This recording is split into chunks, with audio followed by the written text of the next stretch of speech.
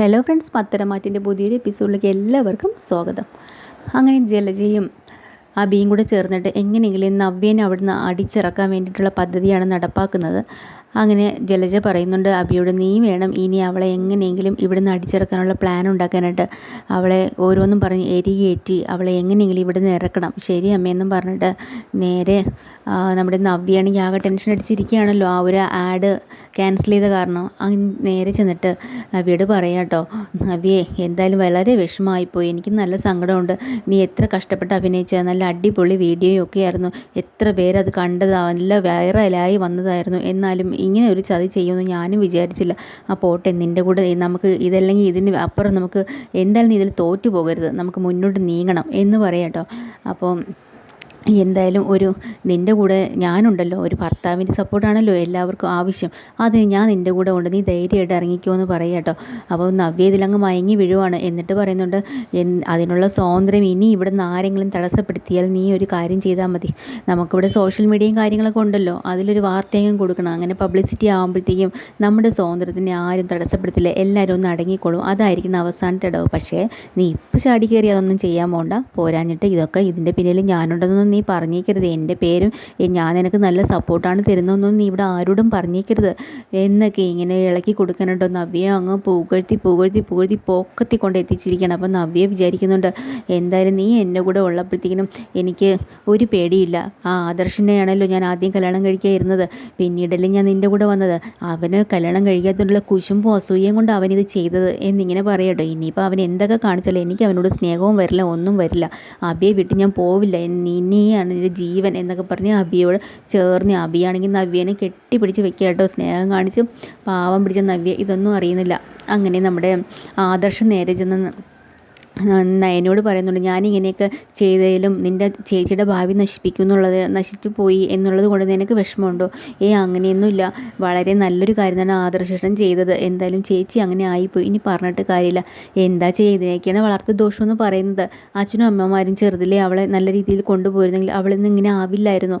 അപ്പോൾ നമ്മുടെ നയന പറയുന്നുണ്ട് സത്യാവസ്ഥ കേട്ടോ, എങ്ങനെയെങ്കിലും അവളെങ്ങനെ ഓരോ മോശപ്പെട്ട കാര്യങ്ങളിലേക്ക് കുത്തിത്തള്ളി ഇട്ടിട്ട് ഇവിടുന്ന് മറ്റുള്ളവരെ വെറുപ്പ് സമ്പാദിച്ച് പുറത്താക്കണം, അതായിരിക്കും അബിയുടെ അമ്മയുടെ ആഗ്രഹം എന്നാണ് എനിക്ക് തോന്നുന്നത്. അപ്പോഴത്തേനും ആദർശ് പറയണം, അങ്ങനെയൊന്നും ചിന്തിക്കണ്ട, അവളെ ഇതൊക്കെ മനസ്സിലാക്കണം, അതാണ് വേണ്ടത്, മറ്റുള്ളവർ പറയുന്നത് മാത്രം വിശ്വസിച്ചാൽ പോരല്ലോ, നവ്യ ഇതൊക്കെ മനസ്സിലാക്കണ്ടേ, നീ എന്തായാലും അതൊക്കെ ഉടനെ ശരിയാക്കി എടുക്കാം എന്നൊക്കെ പറഞ്ഞ് അങ്ങനെ സമാധാനപ്പെട്ട് പോവുക കേട്ടോ. അങ്ങനെ അവിടെയാണെങ്കിൽ നമ്മുടെ നന്ദുവിൻ്റെ വീട്ടിലാണെങ്കിൽ പലിശക്കാരൻ വരുന്നുണ്ട്. അങ്ങനെ മെമ്പറിനെയൊക്കെ കൂട്ടിയാണ് വരുന്നത്. അപ്പോൾ മെമ്പർ ഇനിയിപ്പോൾ എന്തായാലും ഇല്ലാത്ത പൈസ ഉണ്ടാക്കി ഒരു വളയൊക്കെ നിങ്ങൾ സംഘടിപ്പിച്ച് ഗർഭിണിയായ മോളെ കാണാൻ പോയതല്ലേ, അപ്പോൾ ഞങ്ങൾക്ക് തരാനുള്ള പൈസയും തന്നൂടെ എന്നൊക്കെ ചോദിക്കുക. എന്നിട്ട് നന്ദുവിൻ്റെ അച്ഛനോട് പറയുകയാണ്, നിങ്ങളാണ് ഇനി ഇതിൽ ഇടപെട്ടിരിക്കുന്നത്, വാക്ക് തന്നിരിക്കുന്നത്, പെട്ടെന്ന് തന്നെ ഞങ്ങളുടെ പൈസ തന്നേക്കണം എന്നൊക്കെ പറഞ്ഞിരിക്കുക, ഇല്ലെങ്കിൽ കളി മാറൂട്ടോ എന്നൊക്കെ പറഞ്ഞ് വിരട്ടിയിട്ട് അവർ പോവുകയാണ്. നന്ദുവിനാണെങ്കിൽ അവർക്ക് നല്ല പേടിയാണ്, നല്ല ഇടി കിട്ടും എന്നുള്ള പേടി വളരെ മയത്തിലാണ് സംസാരിക്കുന്നത് കേട്ടോ. അങ്ങനെ നിൽക്കുമ്പോൾ പെട്ടെന്ന് ഇവിടെ അനന്തപുരി തറവാട്ടിൽ ഒരു ലെറ്റർ പോസ്റ്റ് വരുന്നുണ്ട്. പോസ്റ്റ് വരുമ്പോൾ അനിയാണ് പോയി വരുന്നത് നമ്മുടെ നയനയുടെ പേരിലാണെങ്കിലും അനിയാണ് വാങ്ങുന്നത്. അപ്പോൾ ഇതെന്താ ഏതാന്നൊക്കെ പറയുമ്പോൾ നയന വന്ന് ചോദിക്കുന്നുണ്ട്, എൻ്റെ പേരിലാണ് വന്നെങ്കിൽ അനി അത് പൊട്ടിച്ച് നോക്കിക്കോ. അങ്ങനെ പൊട്ടിച്ച് നോക്കുമ്പോഴത്തേക്കും അനി എഴുതിയ കവിത കേട്ടോ, അത് മാഗസിനിൽ വന്നതാണ്. അങ്ങനെ ഭയങ്കര സന്തോഷമാവുന്നു, ആദ്യമായിട്ട് ഒത്തിരി കവിത എഴുതുമ്പോൾ എല്ലാവരും കളിയാക്കാറുണ്ട്, അപ്പോൾ ആദ്യമായിട്ട് ഒരെണ്ണം മാഗസിനിൽ പ്രസിദ്ധീകരിച്ച് വന്നപ്പോൾ ഉള്ള സന്തോഷമാണ്. അങ്ങനെ കുടുംബത്തിലെ എല്ലാവർക്കും നല്ല സന്തോഷമാവുകയാണ്. അങ്ങനെ അനി പറയുന്നുണ്ട്, അനിയുടെ അമ്മയും പറയുന്നുണ്ട്, ഇത് എൻ്റെ ഈ കഴിവുകൾ ഇത്രയും പേര് ഇവിടെ ഉണ്ടായിട്ട് തിരിച്ചറിഞ്ഞിട്ടില്ല, അത് ഏട്ടത്തി തന്നെയാണ് തിരിച്ചറിഞ്ഞത്, ഏട്ടത്തിയാണ് ഇതിൻ്റെ പിന്നിലെല്ലാം എന്ന് പറയുമ്പോഴത്തേക്കും ദേവയാനിക്ക് അങ്ങ് ദേഷ്യം വരികയാണ് കേട്ടോ. ഉടനെ അനി ഒരു കുത്തുവാക്ക് പറയുന്നുണ്ട്, ഇതൊന്നും ഇഷ്ടപ്പെടാത്ത പലരും ഇവിടെ കാണും, അതാരാന്ന് ഞാൻ പറയുന്നില്ല, ഇഷ്ടപ്പെടാത്തവർക്ക് തന്നെ മനസ്സിലായിക്കൊള്ളൂ അതാരാന്ന് എന്നൊക്കെ ഇങ്ങനെ പറഞ്ഞിട്ട് പോവാട്ടോ. അങ്ങനെ ആ ഒരു സന്തോഷം ഭയങ്കരമായിട്ട് എല്ലാവരിലും അത് എത്തിയിരിക്കുകയാണ്. അങ്ങനെ അനിയുടെ കവിത പലരിലും പ്രസിദ്ധീകരിച്ചതെല്ലാം പലരും വായിച്ചു തുടങ്ങിയിട്ടുണ്ട്. അതിലൊരു പെൺകുട്ടിക്ക് ആ ഒരു കവിതയും പിന്നെ അനിയുടെ ഫോട്ടോയും കണ്ടിട്ട് അതൊക്കെ ഇഷ്ടമാവുകയാണ് കേട്ടോ. അങ്ങനെ അനിയെ കണ്ടാൽ കൊള്ളാം എന്നൊക്കെ ഇങ്ങനെ ചിന്തിക്കുകയാണ്. അങ്ങനെ അനിയും നന്ദുവും കൂടെ വെറുതെ ഇങ്ങനെ പാർക്കിൽ കറങ്ങി നടക്കുന്ന സമയത്ത് ഈ കവിതയുടെ മാഗസിനിൽ പ്രസിദ്ധീകരിച്ച് വന്ന കാര്യങ്ങളൊക്കെ പറയുന്നുണ്ട് കേട്ടോ നന്ദുവിനോട്. അപ്പം നന്ദു ആദ്യം വിശ്വസിക്കുന്നില്ലെങ്കിലും ഇത് കാണിച്ചു കൊടുക്കുകയാണ്. അങ്ങനെ അത് വായിക്കുമ്പോൾ അപ്പോൾ അതിനടുത്തുകൂടെ ഈ പറഞ്ഞ പെൺകുട്ടി നടന്ന് പോവുകയാണ്. അങ്ങനെ പെട്ടെന്ന് തന്നെ ആ കുട്ടിക്ക് മനസ്സിലാവുന്നുണ്ട് ഈ അനിരുദ്ധൻ എന്ന് പറയുന്ന ആൾ ഇയാളായിരിക്കും ആ കവിത എഴുതിയെന്ന് പോയി പരിചയപ്പെടുകയാണ്. ഒരു സെൽഫി വേണമെന്നൊക്കെ പറയാം കേട്ടോ. അങ്ങനെ സെൽഫിയൊക്കെ എടുക്കുന്നുണ്ട്.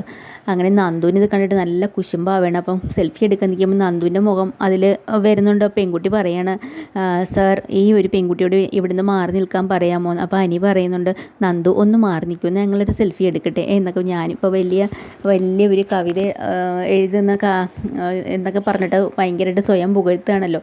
അങ്ങനെ നന്ദുവിനെ അവിടുന്ന് മാറ്റിയിട്ട് അവർ സെൽഫി എടുക്കാം കേട്ടോ. ഇത് കണ്ടിട്ട് നന്ദുവിനാകെ വിഷമമാവണം, സഹിക്കാൻ പറ്റുന്നില്ല. അനിയുടെ കൂടെ വേറൊരു പെൺകുട്ടിയെ കണ്ടിട്ട്. ഇതൊക്കെയാണ് ഇന്നത്തെ എപ്പിസോഡ്. പുതിയൊരു എപ്പിസോഡുമായി വീണ്ടും വരാം. ചാനൽ ഇഷ്ടമായി ലൈക്ക് ചെയ്യുക, ഷെയർ ചെയ്യുക, സബ്സ്ക്രൈബ് ചെയ്യുക. താങ്ക്